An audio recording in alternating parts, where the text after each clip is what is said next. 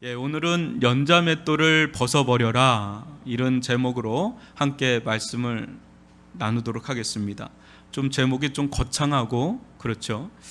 오늘 말씀을 함께 보면서 주님의 음성을 들을 수 있기를 바랍니다.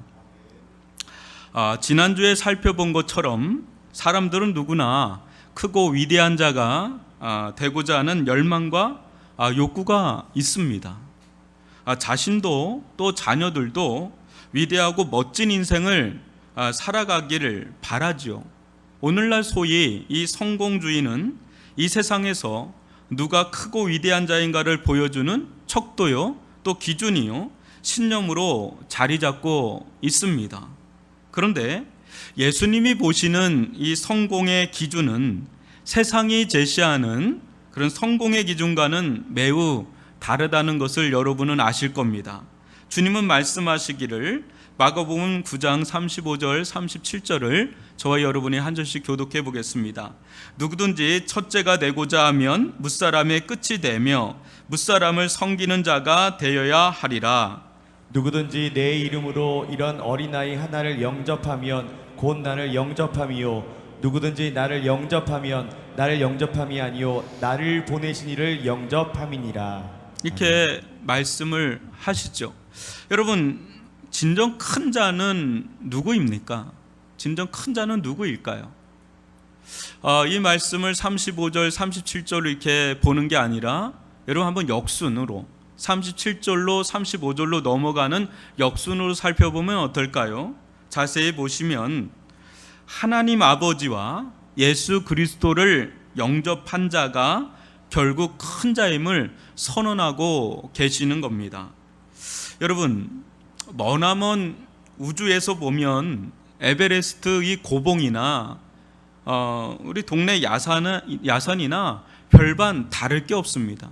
우리가 근접거리에서 보면 이게 어마어마한 차이가 나지만 머나먼 우주에서 보면 보이지도 않는 그게 그건 거죠.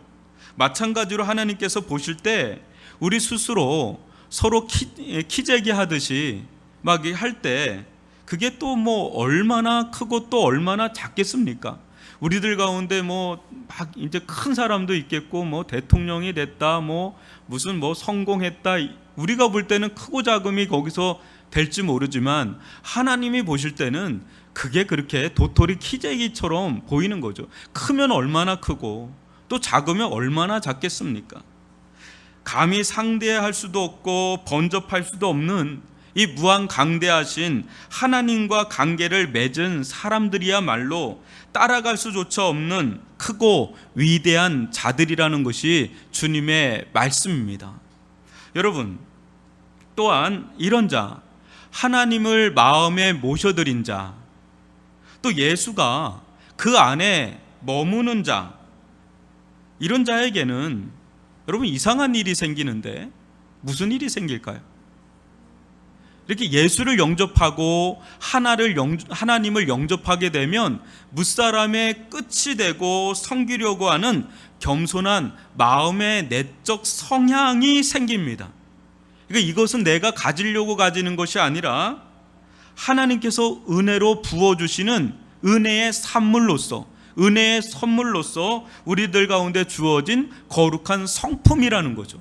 이전에는 예수님 만나기 전에는, 하나님 만나기 전에는 없었던 이런 성품이 우리 속에 들어와서 우리 속에서 역사를 하면서 무사람의 끝이 되고 많은 사람을 섬기려고 하는 이런 성향을 심어준단 말이죠. 아멘이십니까? 사랑하는 성도 여러분, 어떻게 세상의 흐름과는 역행하는 이 같은 삶을 추구할 수 있을까요? 이게 내 힘과 내 의지로 되는 것인가요? 잠시 잠깐은 내 힘과 의지로 이렇게 살아야지 하지만 이게 그렇게 오래가지를 못하지 않습니까? 그런데 이것이 지속적인, 계속해서 내 안에 성향으로, 지향성으로 계속해서 내 안에 작용하는 이유는 뭡니까? 내 안에 하나님 아버지께서 들어오셔서, 내 안에 성령께서 들어오셔서, 내 안에 예수 그리스도께서 들어오셔서 내 속에서 살아 역사하기 때문에 이러한 길을 가게 되는 줄 믿습니다. 그래서 하나님을 닮은, 예수님을 닮은 거룩한 성품의 변화가 오면서 어때요? 세상에서 가장 보잘것 없어 보이는, 하찮아 보이는 이 어린아이까지도 품고 섬기는 그리스도의 장성한 겸손의 분량으로까지 자라게 되는 것 아닙니까? 이게 은혜 아닙니까? 주님이 주시는 그 은혜가 우리로 하여금 겸손하게 만들고 무사람의 끝이 되게 하고 많은 사람들을 섬기게 하려는 종의 영성을 주어지는 거 아니겠습니까? 그 사람이 영혼의 사이즈가 그렇게 커가는 겁니다. 영혼의 크기가 그렇게 커가는 겁니다. 하나님 나라에서 큰 자는요, 영혼의 사이즈가 큰 자인 줄 믿습니다. 어떤 위대한 성취를 하고 성과를 하고 많은 부귀 영화를 누린 사람이 큰 자가 아니라 하나님의 나라에서는 영혼이 큰 자가 큰 자인 줄 믿습니다. 그런 사람은 수많은 사람들을 품고 섬기며 또 하나님 나라에서도 크고 위대한 자로 세움 받게 되는 것이지요. 그러하기에 이 교회의 아버지라 불리는 이 교부들 중 최고의 교부라고 불리우는 아우구스티누스, 여러분들이 잘 아는 성 어거스틴, 이 사람에게 사람들이 신앙의 덕목 중 가장 큰 덕목은 무엇입니까? 이렇게 물어왔을 때 그가 뭐라고 얘기합니까?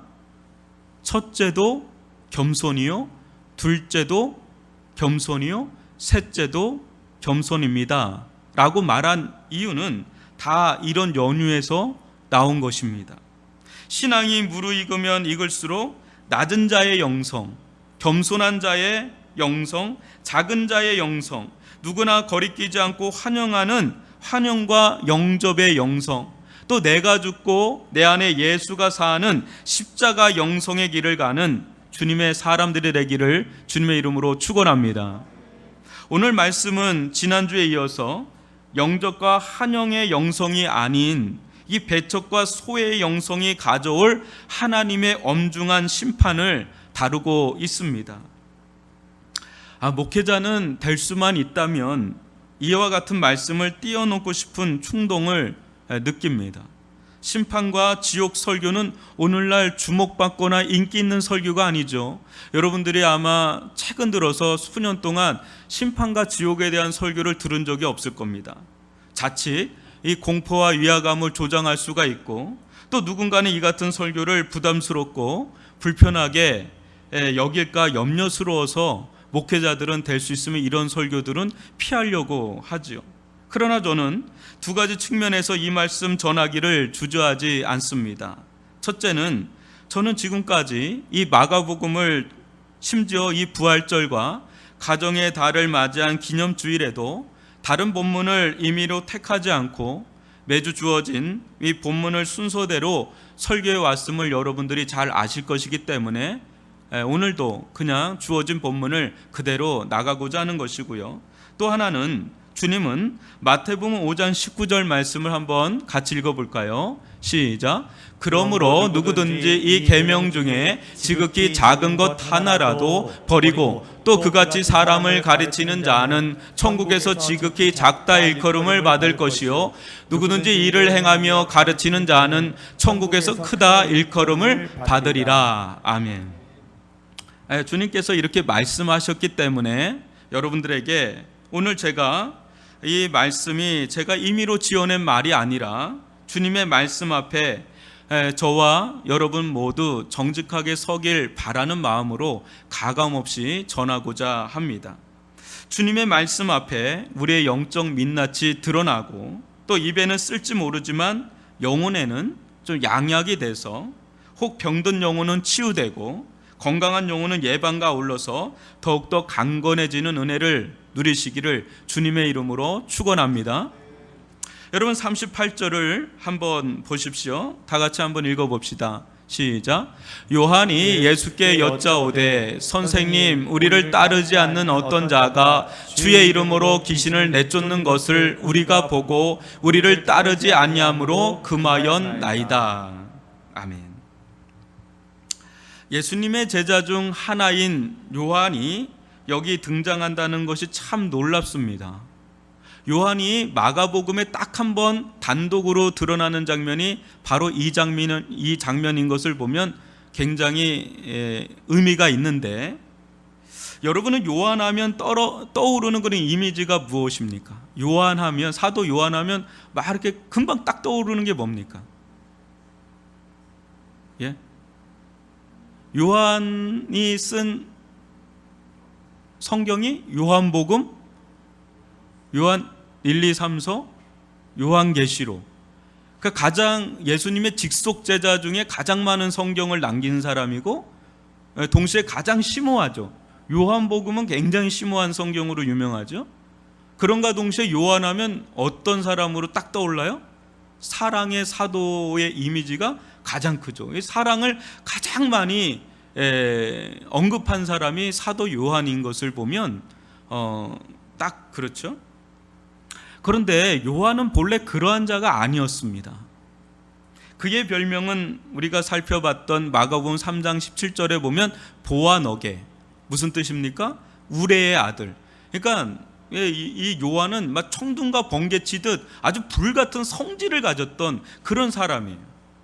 또 주의 우편이나 좌편 중 한 자리를 차지하고 싶을 정도로 아주 야심과 야망이 강했던 자가 바로 요한이었습니다. 또한 자기들을 받아들이지 않는 사마리아 사람들을 보고 주님께 다음과 같이 보고하기를 서슴지 않던 자가 요한이었는데요. 누가복음 9장 52절로 54절을 저와 여러분이 한 절씩 교독해 보겠습니다. 사자들을 앞서 보내심에 그들이 가서 예수를 위하여 준비하려고 사마리아 이내 한 마을에 들어갔더니 예수께서 예루살렘을 향하여 가시기 때문에 그들이 받아들이지 아니하는지라. 제자 야고보와 요한이 이를 보고 이르되 주여, 우리가 불을 명하여 하늘로부터 내려 저들을 멸하라 하기를 원하시나이까. 이게 바로 요한이에요. 그냥 사마리아 사람들이 자기들 영접하지 않으니까 그냥 불심판 내려달라고 막 그렇게 간청했던 사람이 바로 요한입니다. 여러분들은 이쯤 되면 이 레오나르도 다빈치가 그렸던 이 최후의 만찬 그림 있잖아요. 거기 그림 12제자를 기가 막히게 묘사를 했는데 요한을 어떻게 묘사했습니까? 예수님의 옆자리에서 그 미소년처럼 그려놨거든요. 그러면서 굉장히 논란도 많았죠. 그 한간에는 예수님과 동성애를 한 건 아니냐, 그래서 여성스럽게 그려놓은 건 아니냐, 이렇게까지도 막 그렇게 하는 사람이 있는데, 그럴 정도로 사랑의 사도로 알려져 있지만 실상은 그런 미소년의 이미지가 전혀 아닙니다. 굉장히 불같은 막 그런 야심도 있고 막 이런 사람이 요한입니다. 오늘 우리가 보는 이 장면도 보면 가장 요한스러운 모습을 보여주는 거죠. 선생님, 의리를 따르지 않는 어떤 자가 주의 이름으로 귀신을 내쫓는 것을 우리가 보고 우리를 따르지 아니함으로 금하였나이다. 여러분, 이 장면에서 여러분 어떻습니까? 요한의 행동에서 무슨 문제를 발견하십니까? 뭐 그렇게 큰 문제입니까? 자기들을 따르지 않는, 귀신을 막 쫓아내는 어떤 사람이 있는데 자기들을 따르지 않으니까 금했다. 근데 이게 뭐 크게 엄청나게 뭐 큰 일입니까? 잘못한 일입니까? 어떻게 보면 예수님을 위해서 또 제자 그룹을 위해서 이렇게 한 것인지도 모릅니다. 그런데 주님은 이 요한의 이 보고를 듣고는 매우 심각하게 여기셨습니다. 한번 39절로 42절을 다시 한번 교독해 보죠. 예수께서 이르시되 금하지 말라. 내 이름을 이탁하여 능한 일을 행하고 즉시로 나를 비방할 자가 없느니라. 우리를 반대하지 않는 자는 우리를 위하는 자니라. 누구든지 너희가 그리스도에게 속한 자라 하여 물 한 그릇이라도 주면 내가 진실로 너에게 이르노니 그가 결코 상을 잃지 않으리라. 또 누구든지 나를 믿는 이 작은 자들 중 하나라도 실족하게 하면 차라리 연자 맷돌이 그 목에 매어 바다에 던져진 것이 나으리라. 여러분 어떻습니까? 이 말씀을 보면 축복의 말씀도 있으면서 어때요? 간담이 서늘해지는 무시무시한 말씀도 있지요. 여러분도 아시다시피 이 예수님의 영성은 환대와 영접의 영성입니다.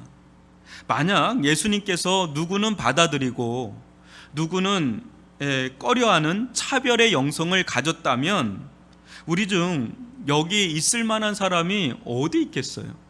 안 그래요? 우리가 뭘 잘나서 여기 앉아 있겠습니까? 그런데 예수님은 다 받아주셔서 우리가 여기 있는 것 아닙니까? 한번 잘 생각해 보세요. 우리가 예수님을 거절하면 거절했지 예수님이 먼저 우리를 거절하신 적이 단 한 번도 있는가? 단 한 번도 없습니다. 빈부귀천 상관없이 오는 자들을 누구라도 맞이하는, 심지어 어린아이까지 십자가에서 두 팔 벌려 환영하고 영접하신 분이 바로 우리가 믿는 예수님 아니십니까?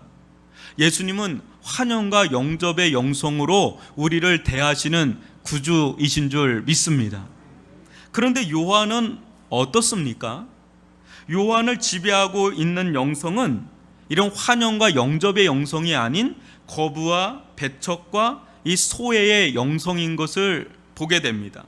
그런데 여러분 한번 보세요. 이 요한이 거부와 배척의 기준을 무엇으로 삼고 있는지 말입니다.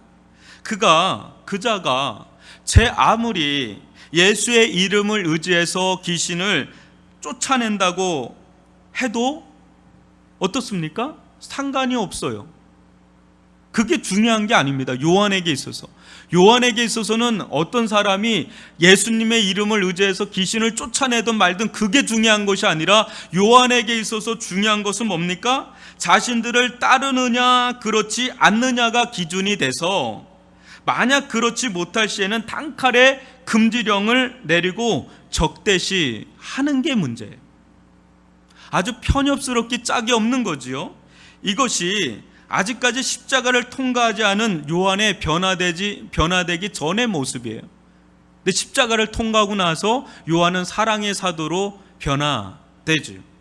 사랑하는 성도 여러분, 요한의 말을 유심히 잘 살펴보십시오. 얼마나 위험한 생각이 담겨 있는지 한번 보십시오. 그가 강조하는 것은 우리 주님이 되시는 예수입니까? 아니면 뭐입니까?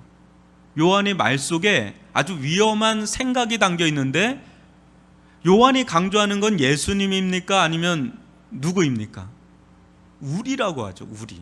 근데 이 말이 얼핏 맞는 것 같잖아요. 이렇게 보면 얼핏 맞잖아요. 우리 속에는 예수님도 포함되어 있으니까. 근데 아주 교묘하게 틀린 말을 하고 있는 겁니다. 교묘하게 틀리기에 분간해내기가 쉽지 않고 또 내부 문제로 확산될 가능성도 다분하기 때문에 오히려 상당히 위험스럽습니다. 요한은 우리라고 하면서 예수님을 위시하는 것처럼 말했지만 실상은 예수 없는 우리예요. 예수님과 따로 노는 우리예요. 예수님은 이런 생각을 가지고 있는데 지금 예수님의 생각과는 따로 노는 어떤 자기 우리라는, 한마디로 예수님과 함께 동고동락하지만 동상이몽하는 우리, 자기들만의 리그를 추구하는 겁니다. 누가 누구를 따라야 합니까? 여러분, 지금 귀신 들린 귀신을 쫓아내는 자가 자기들과 함께하지 않는다는 이유로 지금 배척하고 있는데 지금 누가 누구를 따라야 합니까? 지금 이 자가 제자들을 따라야 될 하등의 이유가 있습니까? 이 자가 따라야 되는 분은 누굽니까? 예수님이시죠. 예수님을 따르느냐 아니냐가 자기들과 같은 그룹에 있느냐 아니냐지 자기들을 따르냐 안 따르냐로 그것으로 기준을 삼아서는 안 되는데 교묘하게 자기들을 기준 삼아서 자기들을 따르지 아니하니까 이 자를 거부하고 배척하고 소외하는 이런 우를 행하는 것입니다. 여러분, 모든 이들이 따를 이는 오직 한 분, 예수님 한 분뿐이신 줄 믿습니다. 만약 자기 그룹에 속하지 않았다 하더라도 그것이 예수를 따르지 않는 기준이 될 수는 없다는 거예요. 여러분, 그룹은 많이 있을 수 있잖아요. 이런 그룹도 있고 저런 그룹도 있고. 예수를 진심으로 따른다면 그는 언제나 우리와 한 형제요 자매입니다. 서로 인정하고 존중하고 사랑하고 섬길 하나님의 존귀한 자녀들이죠. 그렇게 모인 공동체가 바로 예수의 제자 공동체고 교회 공동체인 줄 믿습니다. 그래서 성숙하고 예수 중심성이 강한 그 공동체는 다양한 사람들이 다양한 그룹을 형성하면서도 서로 하나된 공동체를 이룹니다. 여러분, 교회 안에서도 다양한 사람들이 있죠. 또 교회 안에서도 다양한 그룹들이 있죠. 그런데 예수를 믿는다는 이유 하나로 하나가 되는 공동체가 바로 예수의 제자 공동체요, 교회 공동체인 줄 믿습니다. 사자와 어린 양과 같은 자들이 어떻게 함께 어우러질 수 있을까? 어떻게 이 사람하고 이 사람이 이렇게 어울릴 수 있을까? 전혀 세상에서는 어울릴 수 없는 사람이 교회에서는 함께 어울릴 수 있는 이 천국 공동체, 하늘의 공동체, 이것이 바로 예수의 공동체의 파워라는 거죠. 나와 맞지 않아도 누구든 품을 수 있는 그릇이 큰 공동체, 누가 와도 마음껏 뛰놀 수 있는 이 버라이어티한 공동체. 그래서 교회 중직자들은 뗄 수 있으면 크게 바운더리를 넓히는 거예요. 그래서 누가 와도 그냥 막 뛰놀 수 있는 사람, 머리가 뭐 노란머리 됐던 빨간 머리가 됐던 그런 외모로 사람을 판단하고 그러는 게 아니라 누구든 뛰어놀면서 예수를 영접한 사람이라면 같이 하나 된 어울릴 수 있는 공동체, 그것이 예수 중심의 공동체인 줄 믿습니다. 그럴 때 거기서는 예수가 보이기를 시작하는 거예요. 예수로 모였기 때문에 예수가 보이는 거죠. 그런 공동체가 되기를 주님의 이름으로 축원합니다. 예수님은 요한과 아울러 제자들에게 교훈하시는데요, 우리 39절과 40절을 교독해 보겠습니다. 예수께서 이르시되 금하지 말라. 내 이름을 이탁하여 능한 일을 행하고 즉시로 나를 비방할 자가 없느니라.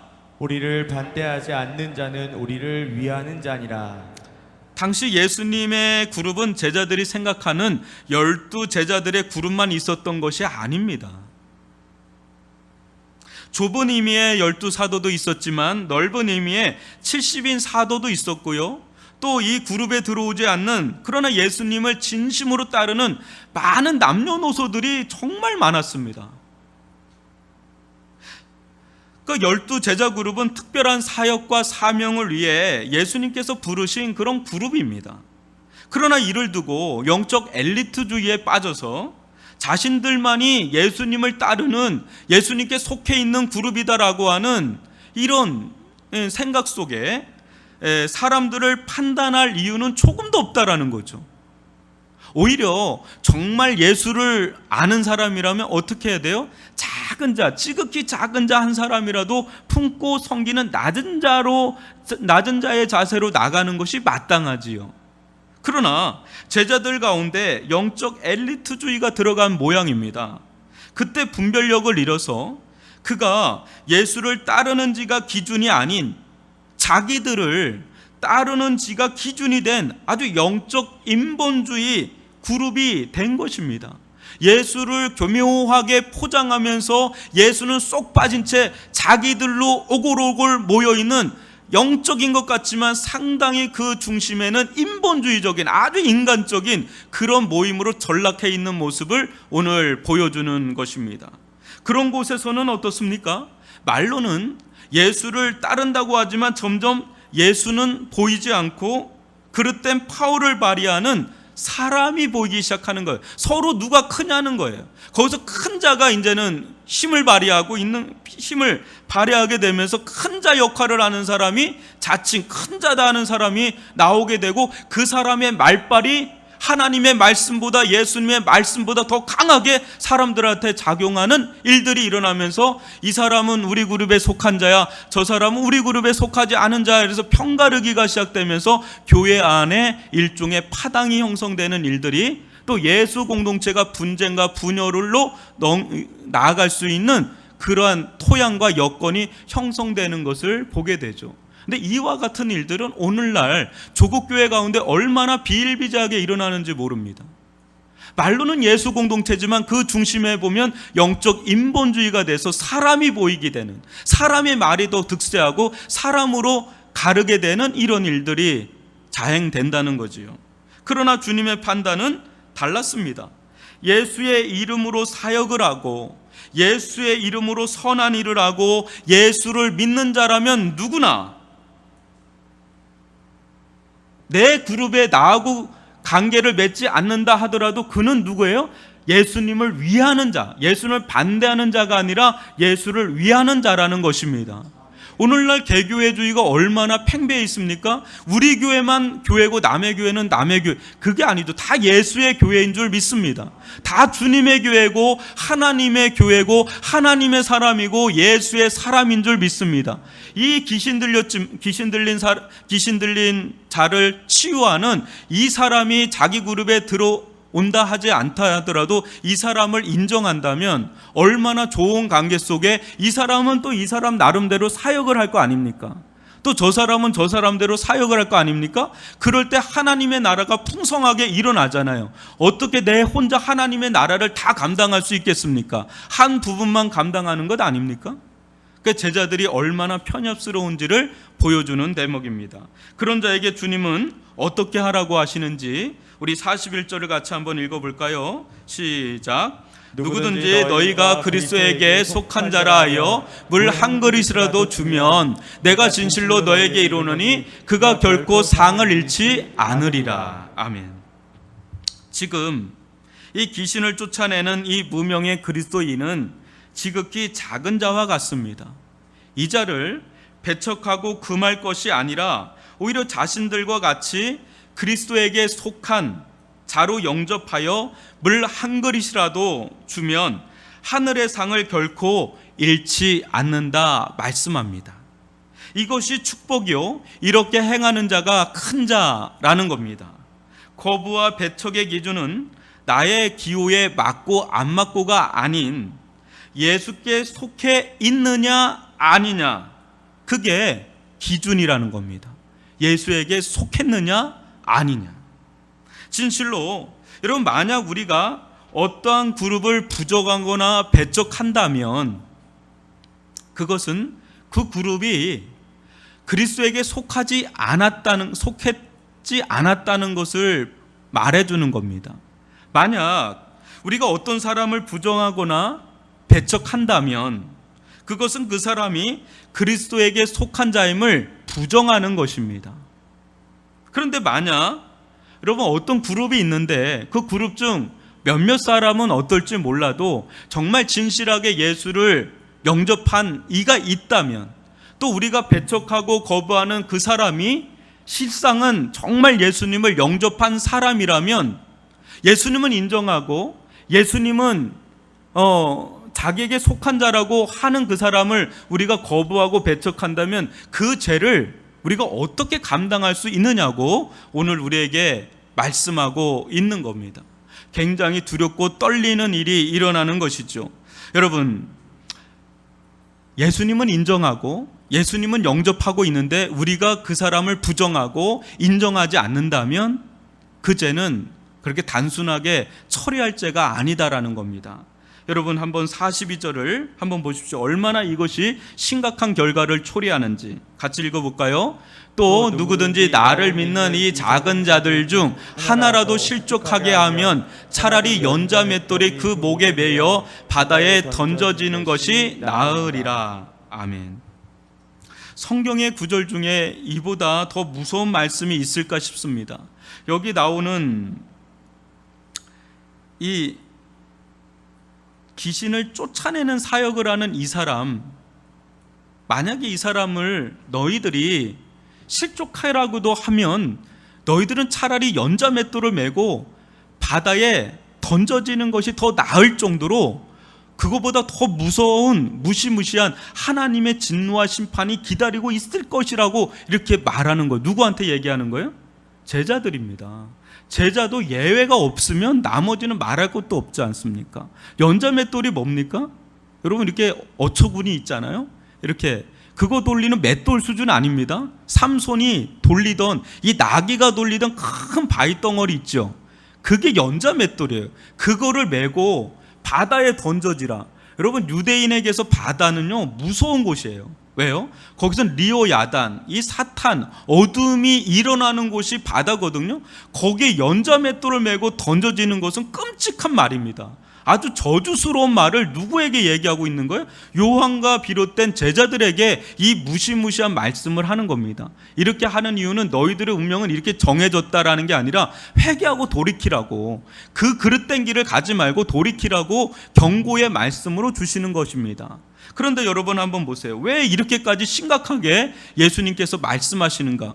요한이 뭐 크게 잘못한 것 같지 않은데 왜 이렇게까지 예수님은 심각하게 보시는가? 그것은 천하보다 귀한 영혼을 걸려 넘어지게 하였기 때문입니다. 예수님을 믿는 자를 영접하지 못하고 오히려 실족, 이 실족이란 말은 헬라어로 스캔달론 이렇게 나옵니다. 이 말은 스캔들의 어원이 됩니다. 걸려 넘어지게 하다, 범죄하게 하다, 이런 겁니다. 예수를 잘 믿는 사람을 걸려 넘어지게 해서 예수에게 떠나게 만드는, 실족하게 만드는 그런 일들을 할 때 차라리 연자맷돌을 메고 바다에 던져지는 것이 나을 정도다, 이렇게 말씀을 하고 있는 것이지요. 여러분, 이렇게 어떤 형제와 자매를 실족하게 한 그 사람의 영혼은 실상은 자기가 영혼이 병들고 있다는 걸 모를 뿐입니다.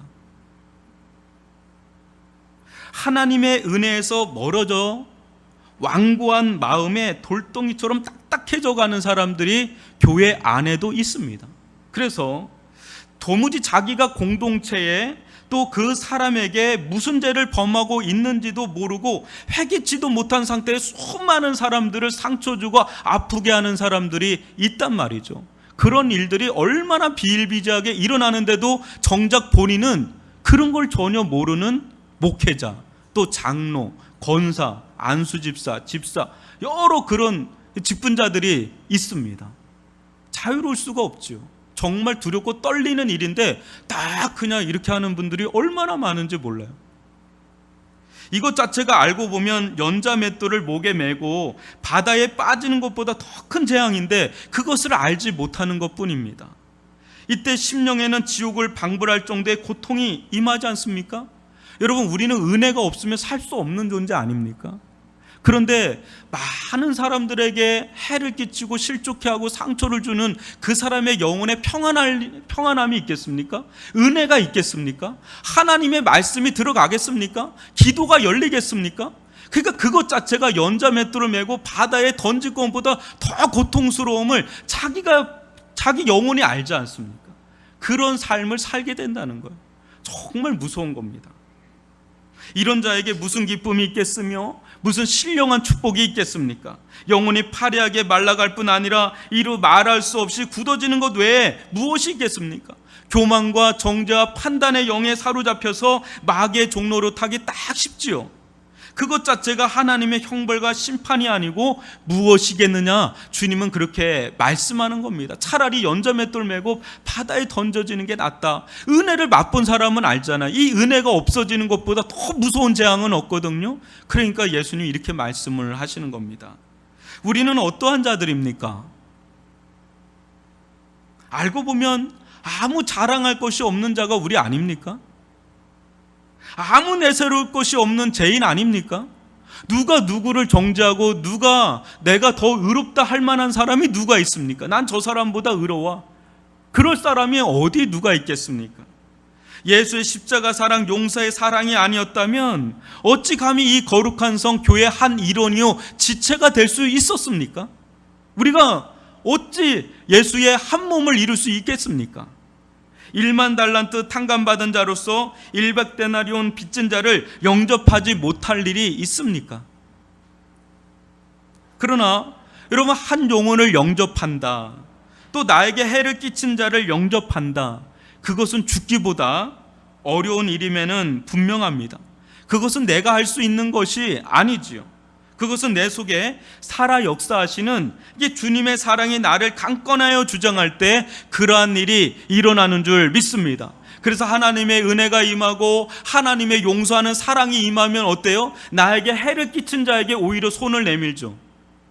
왜요? 왜 내밀죠? 내가 살려고. 누구에게 상처받고 누구에게 모함을 받고 누구에게 위축을 받으면 그러면 내 속에서도 막 정죄가 나가고 판단이 나가고 막 속에서 싸움이 일어나는데 그러면 내가 죽겠거든. 그러면 내 영혼이 죽겠으니까 오히려 예수님의 십자가를 생각하면서 내가 먼저 손을 내밀어요. 왜? 내가 살려고 손을 내미는데 그때 손을 내미는 자가 큰 자입니다. 그 사람이 천국에서 큰 자입니다. 그런데 그 사람과 화해가 이루어집니다. 화평이 이루어집니다. 용서의 관계가 형성됩니다. 그때 말로 할 수 없는 은혜가 회복이 되고, 말로 할 수 없는 기쁨이 회복이 되고, 말로 할 수 없는 평안이 회복되는데 잠을 그냥 편하게 자기 시작하는 거예요. 그러면서 어때요? 이것이 내 영혼이 사는 길이다 하면서 그렇게 살지 않습니까? 그런 길을 갈 수 있기를 주님의 이름으로 축원합니다. 여러분, 얼마 전에 미국의 한 백인 경찰이 흑인을 그냥 목으로 짓밟아서 죽이는 사건이 있습니다. 이것으로 인해서 막 폭동이 막 일어날 정도인데, 그런 걸 보면 여러분 어떻습니까? 너무 마음 아프지 않지 않습니까? 오늘날 미국과 중국은 서로 못 잡아먹어서 으르렁거리는데, 그런 걸 보면 홍콩 시민들이 너무 불쌍하지 않습니까? 그 사람들이 무슨 큰 죄를 졌다고 그렇게 고통 속에 놓이게 만듭니까? 그 모든 것 속에 화해를 못하는 거예요. 용서를 못하는 거예요. 화평을 못하는 거예요. 그러면 다 죽는 거예요. 자기도 죽고 남도 죽고 다 죽는 이런 일이 일어난단 말이죠. 그런데 이런 일들이 아주 그냥 비일비재하게 막 일어나는 것을 보게 되지요. 여러분, 이것은 자기 부인, 자기 십자가, 자기 희생이 뒷받침되지 않고서는 안 되죠. 그런데 우리 안에 성령께서, 우리 안에 있는 예수께서, 우리 안에 있는 하나님께서 우리로 하여금 그것을 주장하게 만들죠. 너 그렇게 살면 안 돼. 네가 사는 길, 온 사람이 사는 길은 그렇게 사는 게 아니야. 용서해. 십자가를 의지해서 넌 손을 내밀어. 용서해. 화해해. 영접해. 성겨. 뭐 이렇게 우리들을 막 부추기면서 우리들로 하여금 그 길을 가게 하지 않습니까? 아닌가요? 그러면서 공동체는 변화되는 일이 일어나죠. 저는 우리 위례중앙교회가 시간이 지나면 지날수록 다양한 사람을 품고 섬길 수 있는 공동체가 될 수 있기를 간절히 원합니다.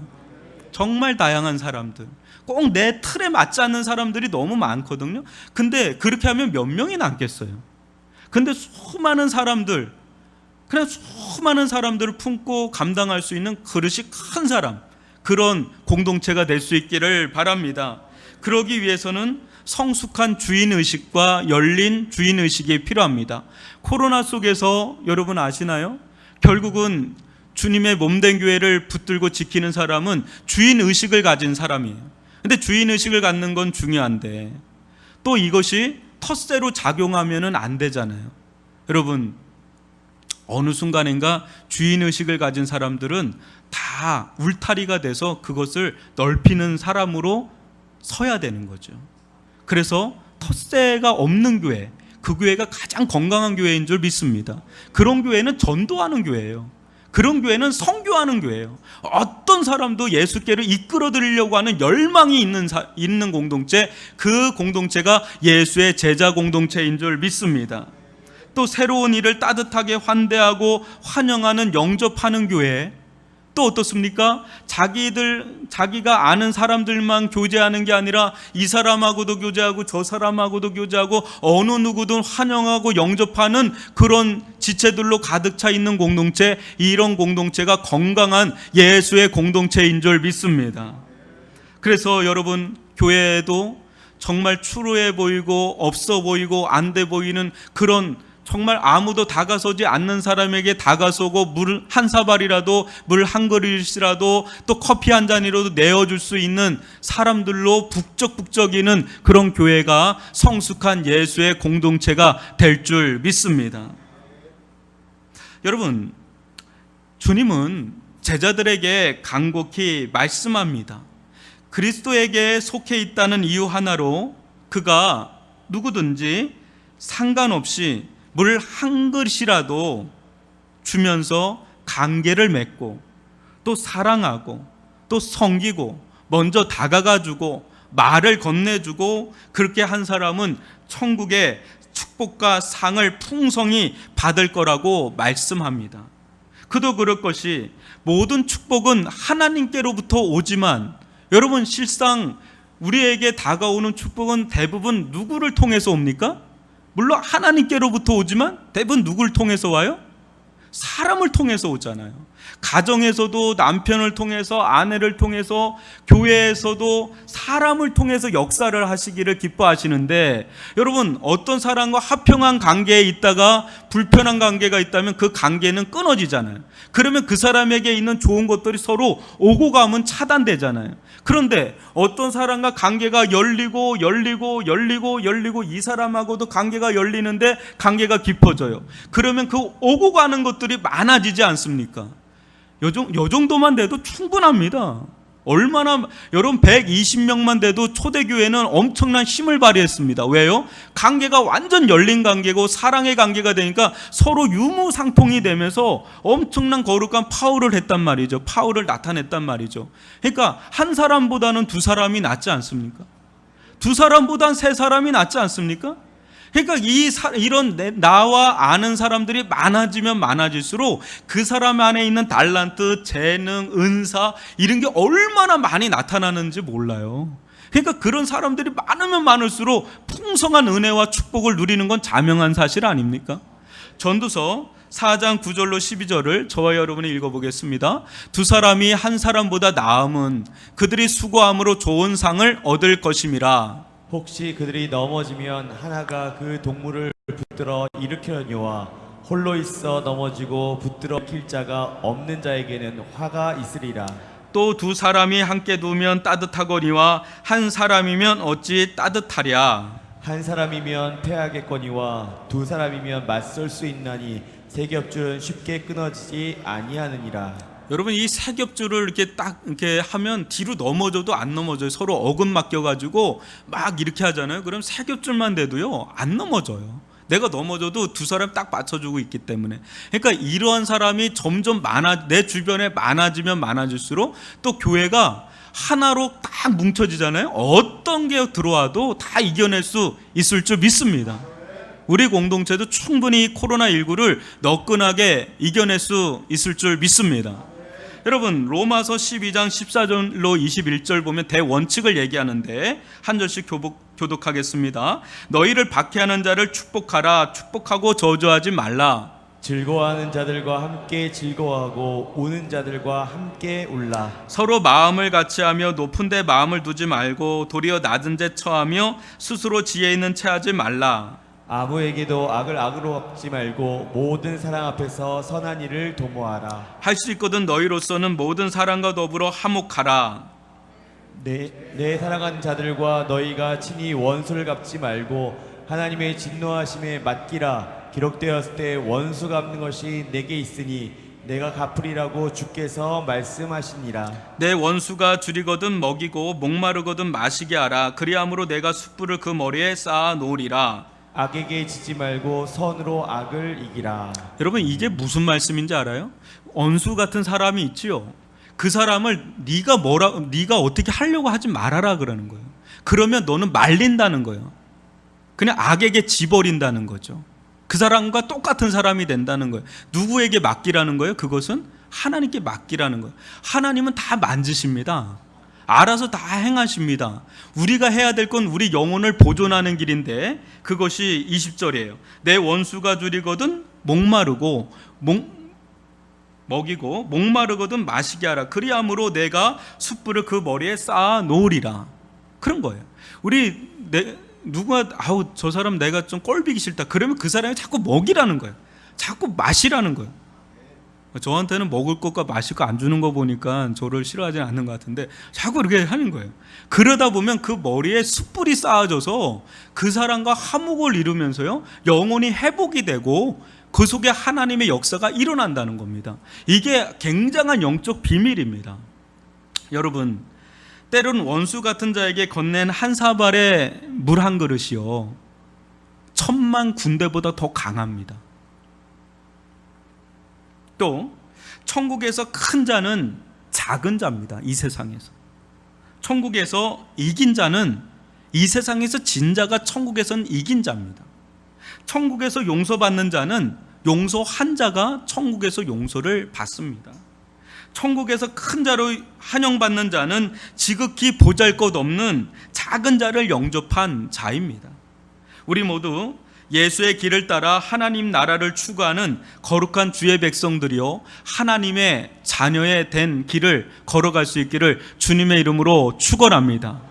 정작 우리들 가운데 예수의 그 마음을 품고 예수의 성령의 인도함을 따라서 어떤 사람도 금하지 말고 예수의 이름을 부르는 사람이라면 누구든 환영하고 누구든 영접하는 큰 자가 되기를 바라고, 혹여나 누구 가운데 우리가 실망시킨 사람이 있다면 그 사람에게 용서를 구하고 그 사람에게 가서 그 사람과 화목하고 하나 되는, 그래서 우리들 가운데 있는 이 연자맷돌을 다 벗어버리는, 연자맷돌의 수치를 다 벗어버리는, 그래서 자유케 되는, 헐헐 나는 그 은혜 안에 설 수 있기를 주님의 이름으로 축원합니다.